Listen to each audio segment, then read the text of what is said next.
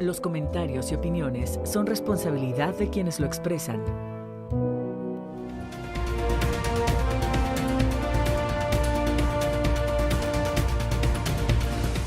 Gracias por continuar con nosotros. Bienvenidos al espacio de la entrevista.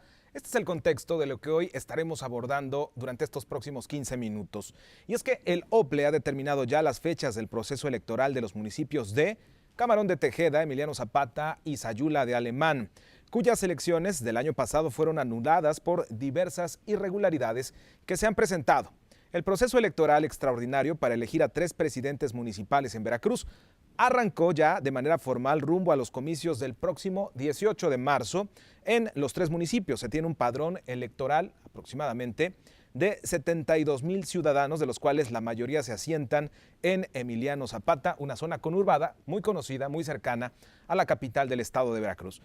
Para hablar acerca de estos comicios extraordinarios que ya están a la vuelta de la esquina, esta noche se encuentra con nosotros la doctora Julia Hernández García. Ella es consejera electoral del Organismo Público Local Electoral, el OPLE. Consejera, muchas gracias por estar con nosotros esta noche.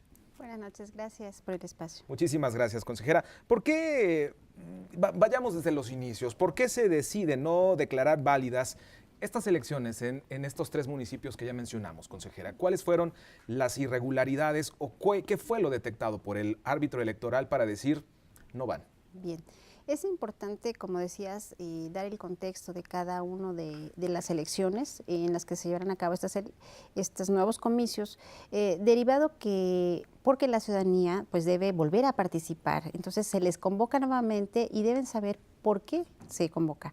En cuanto al municipio de Camarón de Tejeda, se debió a que el partido que obtuvo la mayoría de votos rebasó el tope de gastos de campaña en ese municipio, por lo cual el Tribunal Electoral de Veracruz, con base en el dictamen de fiscalización cuya facultad es por parte del Consejo General del Instituto Nacional Electoral, consideró que se actualizaba esta causal de nulidad de elección, que incluso fue incluida con motivo de la última reforma electoral constitucional. Entonces declara la nulidad de la elección el Tribunal Electoral de Veracruz, la Sala Regional lo confirma y de esta manera es que se ordena que el Congreso emita convocatoria para esta nueva elección. En el caso de Emiliano Zapata, fue la Sala Regional Jalapa quien determinó que debía anularse la elección derivado a que no hubo equidad entre los contendientes, sobre todo en el que impugna, que es el postulado por la coalición del Partido Acción Nacional y el Partido de la Revolución Democrática, con relación a quien obtuvo el primer lugar, y en ese caso había sido Morena. Derivado a que no tuvo el tiempo suficiente para hacer campaña y que fuera conocido y en su caso erogara los gastos que están permitidos para la campaña, es que se determina, sobre todo por ese motivo, que no hay equidad y entonces se declara la nulidad de elección. En el caso de Sayula de Alemán, también es la Sala Regional quien considera que no hay certeza en los votos reservados que se trasladan del municipio de Sayula, derivado de un contexto de violencia en el mismo, a la ciudad de Jalapa. Razón por la cual considera que esa irregularidad es determinante y también determina la nulidad. Entonces, como vemos, las determinaciones pues vienen de la autoridad jurisdiccional y en ese sentido el OPLE está vinculado a nuevamente realizar esta organización del proceso que, como bien decías, se inició el pasado 3 de enero y la jornada electoral será el 18 de marzo. Para ello es importante señalar que el 1 de febrero se estarán instalando nuevamente cada uno de los consejos municipales a fin de que ellos puedan organizar la elección en cada uno de estos municipios. Son estos mismos consejos municipales que hoy finalmente hacen el papel, ¿no?, de una presidencia municipal, por así decirlo, con todo el equipo de regidores, de ediles, a diferencia de las 209 o de los 209 ayuntamientos que tomaron protesta en tiempo y forma. ¿Qué pasa en estos meses? Son los consejos municipales quienes se encargan de llevar el orden en estos municipios, ¿no, consejera? Así es, el Congreso del Estado es quien integra estos consejos municipales, quienes por el momento tienen que realizar las funciones administrativas de los ayuntamientos y que una vez que sean declaradas válidas y en definitiva las impugnaciones, entonces pues ya entrará en funciones el cabildo que sea electo. Consejera, para estos procesos, para este proceso electoral extraordinario en estos 3 municipios, ¿cuáles son estas fechas relevantes que ya iniciaron desde los comienzos del 2018? ¿Cuáles son las fechas relevantes que tenemos que destacarle al auditorio de Radio Televisión de Veracruz? Bien, a diferencia de un proceso ordinario, debemos organizar la elección en 3 meses. Así, a partir del 10 de enero ya están los procedimientos internos de cada uno de los partidos políticos para que puedan seleccionar a sus candidaturas que participarán en su momento. También está previsto que en el caso de Emiliano Zapata, que contendió en el proceso municipal un ciudadano independiente, pues también tenga esa posibilidad de hacerlo, de tal manera que todos los actos de preparación se realicen. Por ejemplo, también se está previendo un monitoreo de los medios de comunicación respecto a estas elecciones. Todas las facultades que tienen las comisiones que al momento están funcionando para el proceso ordinario también se van a ocupar de las actividades del proceso extraordinario. En su momento, bueno, vendrá la etapa de las precampañas, así como el registro de candidaturas, que vemos es muy corto, son aproximadamente 15 días, pero que pues tendrán la oportunidad de hacer la convocatoria a la ciudadanía en general para que nuevamente participe. Es importante resaltar que en estos 3 municipios hubo una participación importante, un porcentaje de más del 70% en los municipios que son pequeños, pero que tuvieron una copiosa participación, y el reto del OPLE es nuevamente generar actividades de promoción de participación para que en esos 3 municipios la ciudadanía nuevamente acuda a votar el 18 de marzo. Es decir, el OPLE está procurando el piso parejo. Si hubo candidatos independientes en estos 3 municipios, se les dará la misma oportunidad, pero también tengo entendido, consejera, que para todas aquellas personas que participaron en las diferentes coaliciones o en los diferentes partidos políticos, pueden volver a hacerlo porque es prácticamente un borrón y cuenta nueva. Pueden volver a hacerlo, nada les impide que puedan postular a una persona diferente, se pueden volver a coaligar si así lo desean, o pueden ir solos nuevamente. Eso sí es importante señalar que para algunos que ya no participaron, en el caso de algunos partidos como Nueva Alianza, pues ya en esta elección extraordinaria pues ya tampoco podría participar. Entonces, ya las reglas las saben los partidos políticos y pueden volver a coaligarse, claro que sí. En el tema de las precampañas, son fechas relativamente cortas para exponer las propuestas entre los mismos candidatos. ¿Dará tiempo suficiente? ¿Habrá la transmisión de los mensajes? ¿Se hará eco en la sociedad de estos 3 municipios? O sea, ¿sí alcanza el tiempo, que es relativamente corto para hacer precampaña? Y pues dejamos a un lado la descalificación, que verdaderamente nos den propuestas las señoras y señores candidatos. Bien, en algún momento consideramos que lo pertinente era organizar la elección de forma paralela al proceso ordinario, de tal manera que también la jornada fuera el 1 de julio. No obstante, bueno, el Congreso es quien da las fechas para la realización del inicio del proceso y de la jornada. Y en ese sentido, pues los partidos tendrán que hacer, yo creo que un esfuerzo precisamente por convencer con sus propuestas en ese periodo tan corto para que la ciudadanía, insisto, salga nuevamente a votar en esos municipios. El tema de los dineros, porque cada uno de los distintos municipios, 3, tienen recursos distintos que otorga el órgano público local electoral. ¿Son suficientes? ¿Se va a pedir una ampliación de estos mismos presupuestos para llevar a cabo estos procesos electorales externos? ¿Cómo está el tema de los dineros? Bien, es un tema relevante porque las autoridades jurisdiccionales, cuando declaran la nulidad de elección, vinculan al Congreso del Estado para que prevea presupuestalmente los recursos para la debida organización por parte del OPLE. Y en ese sentido se ha solicitado ya un presupuesto de alrededor de 5.800.000 pesos a fin de que se cuenten con los elementos indispensables para la realización de estos procesos.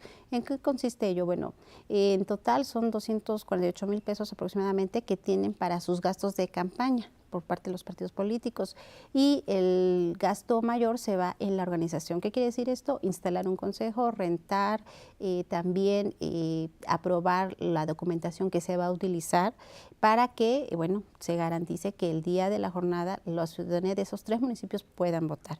En cuanto al material, seguramente se va a reutilizar aquel que se utilizó en la pasada jornada municipal, pero aunque son gastos menores, pues sí requiere de su presupuesto presupuestación, como ya se hizo, para que el Congreso nos proporcione los mismos y podamos cumplir con este mandato jurisdiccional. De estos 5 millones aproximadamente, un poco más de la mitad, prácticamente se está llevando el municipio de Emiliano Zapata por ser el más grande y el tener mayor número en el padrón electoral, ¿no? Así es de los que tienen un mayor número de casillas, pero también, por ejemplo, el funcionamiento de los consejos implica, le decía, la renta de un inmueble, el pago de servicios, el pago del sueldo a los integrantes del consejo, porque aquí son 8 integrantes, mientras que en los demás son 6 integrantes. Entonces, eso también tiene que ver. Otra parte importante donde también está inmersa la consejera Julia Hernández es la parte de la capacitación, de la formación ciudadana, el tema también de la actividad en los medios de comunicación para que la ciudadanía entienda cuáles son los derechos, ¿no?, del elector y toda esta situación. ¿Cómo vamos en construcción ciudadana? ¿Cómo va el OPLE? ¿Cómo va haciendo esta tarea que se antoja muy complicada? Tengamos un ejemplo y aquí le preguntaría yo, ¿cómo finalmente hacer que las nuevas generaciones, los jóvenes que van a votar por primera vez, que apenas acaban de cumplir 18 años, pero que están inmersos también en las redes sociales y que ya no se chupan tan fácil el dedo, cómo hacer que participen, que crean en las instituciones políticas y que sobre todo decirles, vota, ten confianza? ¿Cómo hacerlo? ¿Qué estrategias se han tenido que cambiar?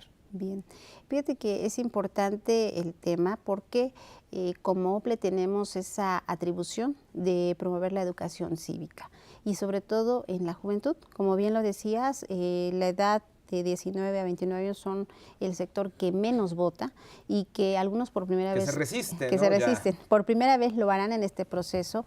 La Comisión de la Promoción de la Cultura Democrática, que es una comisión especial, tiene la tarea de coordinarse con el Instituto Nacional Electoral y sus 20 consejos distritales a fin de dar a conocer no solo qué hace la autoridad que organiza las elecciones, sino también cuáles son los derechos de la ciudadanía a participar, a ejercer su voto, por ejemplo, participar como observador electoral y en esa medida involucrarse también en las actividades de la autoridad que organiza las elecciones y sobre todo que conozcan sus derechos, que los ejerzan y que una vez electos los funcionarios públicos pues puedan exigir y pueden darle seguimiento al cumplimiento de sus funciones. Esto en razón de que nos movemos en 3 ejes rectores, que es una estrategia nacional que ha implementado el Instituto Nacional Electoral y que estamos también vinculados a observar lo que es la verdad, el diálogo y de esa manera podamos llegar a la juventud. Tenemos planeado, por ejemplo, visitar instituciones educativas, como puede ser la Universidad Veracruzana, entre otras,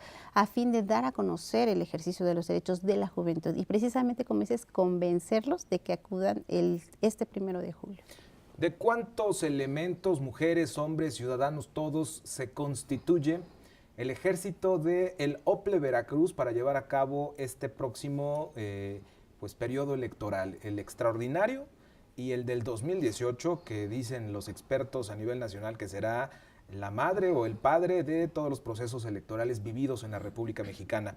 ¿Cuántos integran el ejército del OPLE entre observadores, entre capacitadores?